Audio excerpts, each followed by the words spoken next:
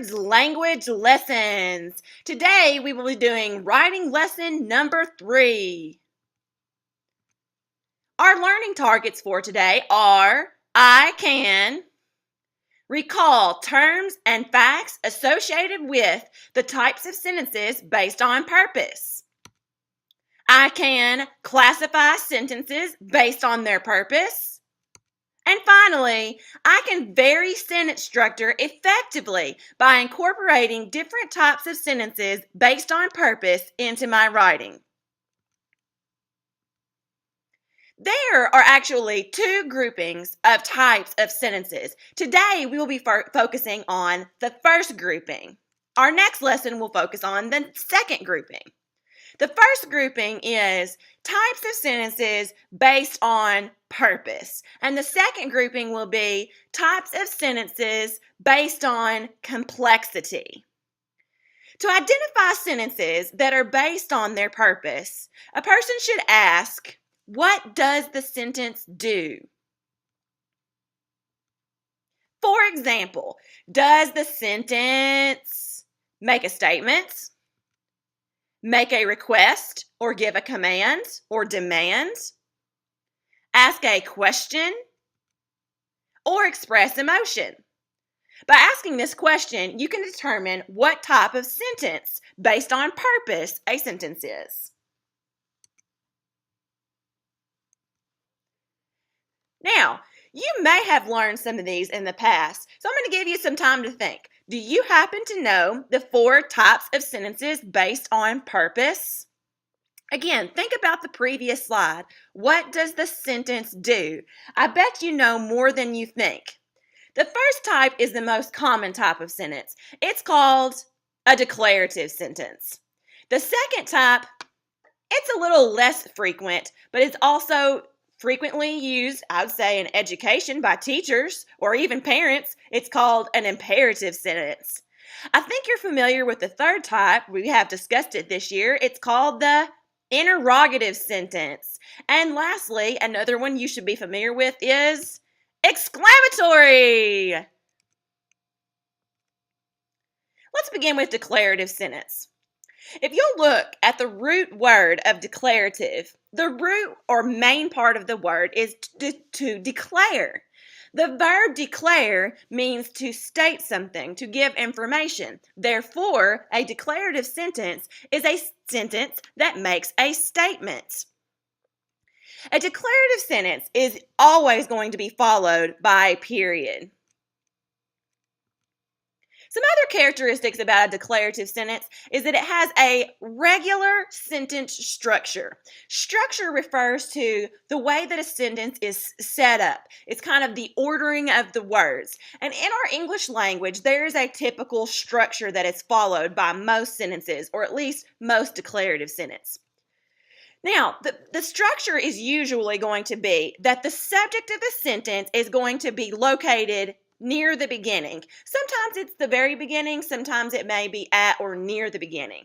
So that's going to be a defining characteristic of a declarative sentence, that the subject will be at the beginning.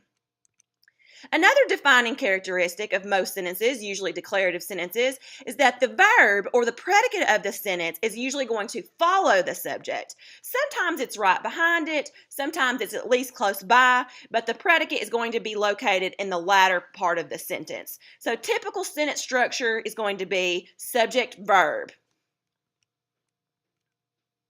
Let's look at some examples. Frankfort is the capital of Kentucky. If you'll notice here, the subject Frankfurt is near the beginning, and the verb is, which is actually a verb of be, is closely following. And they're actually the first 2 words of the sentence. And obviously, it gives a statement, it gives you information. Another example, I like cheese. Here, instead of using a noun like Frankfurt, we're using a pronoun. And then we use the verb like. Again, subject and then verb right at the beginning of the sentence. Now, this one may vary a little bit. This is a fact that you can give. Approximately 60% of students prefer taking assessments using technology. Now, in this case, the subject of the sentence is not the first word. It's actually a little bit later, but it's still near the beginning. Believe it or not, the subject of the sentence is actually percent, okay? The percent, we're talking about of the students, but the percent, the 60%, that's our subject, and what do? They prefer. So you see that there's some words, and it's actually a prepositional phrase in interrupting our subject and verb, but they're still near the beginning. You wouldn't want to say that the subject of this sentence was assessments or technology. That's not the case. And lastly, we actually have a statement that is given in dialogue. The teachers beat the students in the student-faculty basketball game, Miss Leonard said, or I might say Miss Leonard bragged or stated. And although you might contest why we won, I tell you we would win no matter what. So if you will look at this last sentence, instead of it being the first word, of course, the subject is going to be teachers and the verb would be beat. But again, the subject and verb are near the beginning. So all of these examples follow, they're declarative, they give a statement, maybe give facts or information, and they follow a typical sentence structure, which is subject and verb, usually near the beginning of the sentence. The next type of sentence is called the imperative sentence. Now, with declarative, we looked at the root word of declarative, which was declare. Well, imperative doesn't really have a root word, but if you were to look up the word imperative in the dictionary, it might say something like very important, necessary, mandatory. When you say that something is imperative, there's not really another option.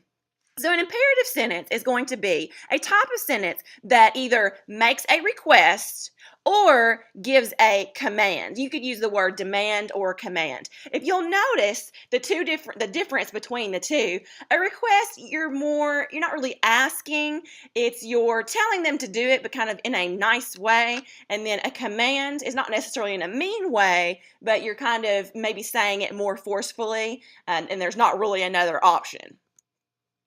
An imperative sentence actually has two different options for the end mark. An imperative sentence is going to be followed by a period if the request is mild. So think about it. We talked about mild and strong interjections. Mild is going to be like somewhere in between. It's not too strong, but it's not a small amount. It's if your emotions would be a little mild. So you would use a period for a mild imperative sentence.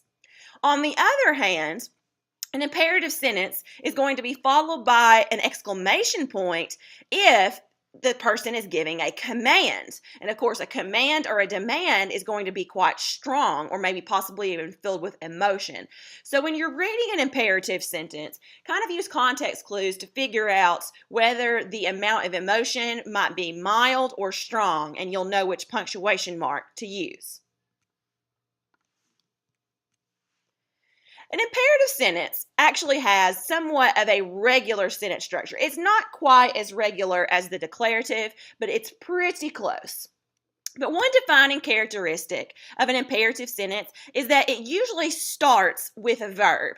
If it's not the very first word, it's usually near the beginning. So that's a little bit different from our typical structure. Usually, a declarative sentence will start with a subject, but we'll get to how this one is kind of similar. But if you'll see a sentence that starts with a verb, you can almost guarantee that it will be an imperative sentence. Now, occasionally, the sentence may begin with the word please before the verb or the verb phrase, and that's going to indicate a request. Okay, now that does not mean that's not part of the verb. That's just kind of showing that you're trying to be nice about it, but don't let you confuse that. That's not going to be the verb. It's just a word to kind of modify the verb or kind of give some more information. It adds to the verb and lets the reader know that it's said in a nice way as a request.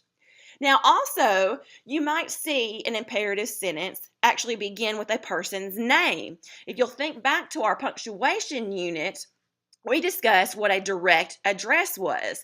And sometimes when you begin a sentence with a person's name or maybe a group name and then put a comma behind it, that means you are speaking directly to that person. So sometimes you might see an imperative sentence begin with the person's name. Now that person's name is not the subject and it's not the verb. Okay, so be aware of that. The direct address is not going to be part of the subject or the verb. Now, because you see a sentence that begins with the verb, okay, if we're doing the sentence check and we're trying to figure out, where's the subject, because the sentence starts with a verb, it may appear as that there is no subject. However, the subject of an imperative sentence is always an understood you.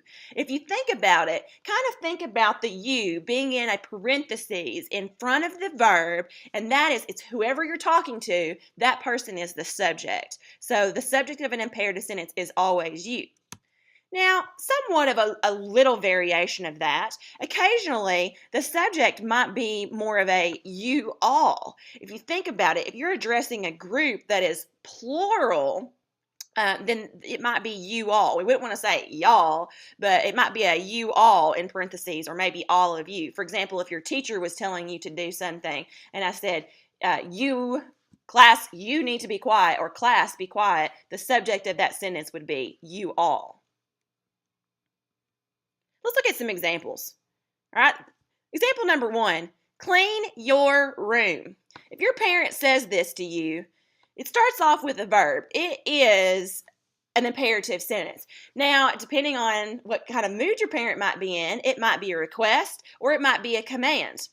But think, it starts with the subject, or it starts with the verb clean, and you might say, well, what's the subject of the sentence? It's definitely not room, because it's at the very end of the sentence. Imagine that there is a you in parentheses in front of the word clean, because they are speaking to you. So you would be the subject and clean would be your verb. Next, this sentence starts with the interjection, hey, but then if you'll look at the main part of the sentence, leave me alone. The person is probably a little annoyed by whoever is bothering them. So you'll see that the sentence begins with the verb leave. So in this case, we have a verb leave. That's the action that we want to be taken. And then we have to think, what's the subject? Who is the subject? So again, if you'll think about a little understood you in parentheses in front of the word leave, you are going to be the subject of the sentence. Number 3, let's think about more of a request that might be given in form of dialogue. If a teacher says, please be quiet, the sentence begins with please. However, if you'll look at the next word, the word be is actually an action verb. And that's, again, it's making a request because I have said it in a nice way. So again, imagine kind of an understood you in parentheses in front of that be quiet, and that will be the subject of your sentence. Now, if the teacher gets a little more mad, or a little madder, we'll say, then I might put a little emphasis behind it, and it might be a command. So if I have a student that maybe has an issue with calling out, I might directly address him or her and say something like, Rydell, stop calling out. Notice it's followed by an exclamation point. So if you look at the beginning of the sentence begins with the noun Rydell, but Rydell is not the subject of this sentence. If you look behind it, we see stop. That is what I am wanting him to do, stop. So that is the verb. Now, because it's a direct address, I'm addressing it to him, but in a way, my subject is still you, because I am looking at that person and addressing it straight to him or her. So think about the understood you being there in front of the word stop. The next type of sentence is an interrogative sentence. This is a type of sentence that asks a question. An interrogative sentence is going to be followed by a question mark, or it could actually be followed by a question mark and an exclamation point. The times that you would use this would be, say you're asking a question, but it has a lot of emotion, you could actually use both. But if you use both, you want to make sure that the question comes first, because it is a question, but it was said with some emotion. Now, an interrogative sentence should be read with some uncertainty, because most of the time you're making an inquiry or asking a question. An interrogative sentence has an inverted sentence structure. The declarative sentence had what we would call a normal sentence structure because it's arranged in a certain way. We have the subject near the beginning with the verb shortly to follow. Inverted should be a term that you actually would encounter in math. It would basically mean kind of flipped, rearranged in the different order. So just like that, an interrogative sentence is going to have kind of a mixed up word order. So the subject of the sentence is not going to be located at the very beginning of the sentence, and the verb is not going to directly follow the subject. An interrogative sentence may begin with a helping verb that may be part of a verb phrase, and then the subject is going to interrupt the verb phrase. So that's one way you can identify an interrogative sentence. If you see a helping verb like do or will, or can, that's going to be an interrogative sentence usually. So for example, do you have your language arts binder? Do is a helping verb, you is your subject, and then have is the other part of the verb. So you see it's inverted. You don't have subject and then verb, you have the subject interrupting the verb phrase do have. The second one, have you completed your bell ringer? Again, have is a helping verb, you is our subject, and completed is our main verb. So again, we have helping verb, subject, and then main verb, again for that inverted word order. And number 3, are you in La La Land? Here actually, we just have the verb, there's only one verb, and then we have the subject, so obviously it's flipped.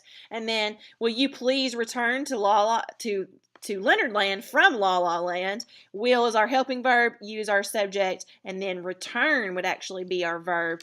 Please is just actually a little adverb there thrown in. So again, in all 3 of these examples, we have the verb coming first, and then the subject, and then there might be the main verb following the subject. So you often see verb, subject, verb format for your inverted word order. Now, an interrogative sentence can also be identified another way. It may begin with what I like to call a 5W how word. Do you think you can name the 5W how words? They are who, what, when, where, why, and how. So if you see a sentence begin with one of these words, you should automatically know that it's going to be an interrogative sentence because these are question words or the 5W how words. Some examples. Let's say somebody abducted your child. You might say, who are you? What have you done? Or maybe they abduct you. Where am I? When is the ransom due? Why are you doing this to me? How do you sleep at night? Notice the use of the 5W how words to question the person that is being mean to you, that has abducted your child. Now, another characteristic of an interrogative sentence is going to be inflected when it's read. And what we mean inflected, what part of it is going to be the last word or syllable.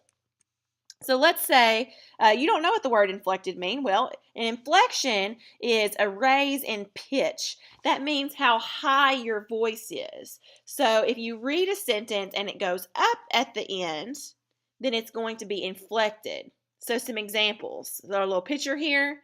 We'll do one of our examples with it. I might say, a student answers, and I might say, are you sure about that? Notice when my voice goes up, it shows doubt or uncertainty. Or, will you go to the dance with me? Again, asking the question. Or, can no one answer my question? So again, when you go up, it shows that a question is being asked. So inflection is going to be one of the characteristics of an interrogative sentence. All right, so some overall examples. What is your favorite type of candy? Notice here we begin with a WH word, and then we have the is to follow.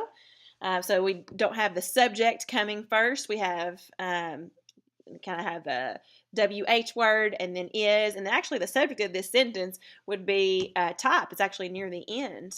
Your favorite type of candy is what? Is how you kind of reorder it to find your subject. So you kind of have that inverted word order here. Or I might say, use the interjection, huh? What did you say? Again, notice we begin with a WH word, and then we have a helping verb did, and then your subject you, and then say. So you've got verb, subject, verb. And then, do you have practice this afternoon? Been asked. Again, notice beginning with the helping verb, and then subject, and then main verb, and then again, notice the inflection of the question. And then lastly, what in the world are you doing? Yelled my big sister. So again, we have a WH word at the beginning. Now notice here our subject and verb are near the end, but we also have the helping verb are, subject you, and then doing would be your main verb. And then notice here the use of the question mark exclamation point for the question that's being asked with some emphasis. And lastly, the exclamatory sentence is going to make an exclamation. So an exclamatory sentence is going to be followed by an exclamation point. And of course, an exclamatory sentence should be read with some emotion. Some exclamatory sentences are basically declarative sentences with some strong emotion. Now, those type of sentences are going to follow just normal, regular sentence structure or word order. So, for example, if I said, "You scared me," "I love you so much," or "My husband won the election." Notice here, if you'll look, the sentence begins with the subject, like you or I or husband, and then usually the next word or very close to it is going to be the verb, scared, love, won. So we have subject, verb. That's your typical sentence structure. Now, some exclamatory sentences are going to have an inverted sentence structure. Remember, that means not normal, maybe mixed up word order. So this structure is used for emphasis. That's the purpose. So some examples. How sweet it is to be loved by you. Okay, so notice the subject is actually it and the verb is, and then if you were to rearrange it, you'd say it is so sweet. It is how sweet to be loved by you. But we did it to emphasize sweet. So that's the reason it was done, to express just how sweet through your emotions. If I said, ready or not, here I come. Again, I've started the sentence a little differently. To actually find the subject and verb, you have to look towards the end. The subject would be I, the verb would be come, but again, we're trying to emphasize that, so we rearranged it and said, here I come. And then lastly, there is a tornado coming this way. So again, if we were to rearrange, the subject of this sentence is the tornado, but we're trying to emphasize it, so we put it a little later in the sentence. So we have the verb coming and then the subject. So overall examples of exclamatory sentences. I could say, I miss playing soccer. This is going to be a normal declarative sentence, but it's saying with some emotion. So when I say I have the subject and I have the verb, but I'm saying it with some emotion, it's going to follow the normal word order there because I'm saying it with some emotion. Another example, if I put a little interjection at the beginning, I say, ah, you scared me to death. So again, notice the sentence, we got you as our subject, and the verb comes right after it, but because we're saying it with some emotion, we're going to put the exclamatory mark at the end. And then, ding dong, the witch is gone, sang the munchkins. We have ding dong, which is an onomatopoeia that kind of adds some feeling and some excitement. And then we say the witch is gone, that's normal subject, verb, word order. But then for number 4, if I said, how sweet it is to be loved by you, we've rearranged the order so that the subject and verb may not be near the beginning, or they may be rearranged, but they're trying to emphasize something. And so those are also some examples of exclamatory sentences. So let's see if we've accomplished our learning targets. I can recall terms, facts, and probably some rules associated with the types of sentences based on purposes. I can recall terms, facts. I can recall terms and facts associated with the types of sentences based on purpose. I can classify sentences based on their purpose. So if I gave you a sentence and said, what type of sentence is this, you should be able to tell me. And then the end goal is I can vary sentence structure effectively by incorporating different types of sentences based on purpose into my writing. So now that we know those terms and those rules, the types of sentences and some facts about them, well, now we should be able to use the different types in our writing, and that's going to make our writing much more interesting because you won't have the same type over and over again, and it'll give the writer give the reader something to keep their attention, and so it's not the same thing over and over again. So again, thank you for your listening today and on writing lesson number 3.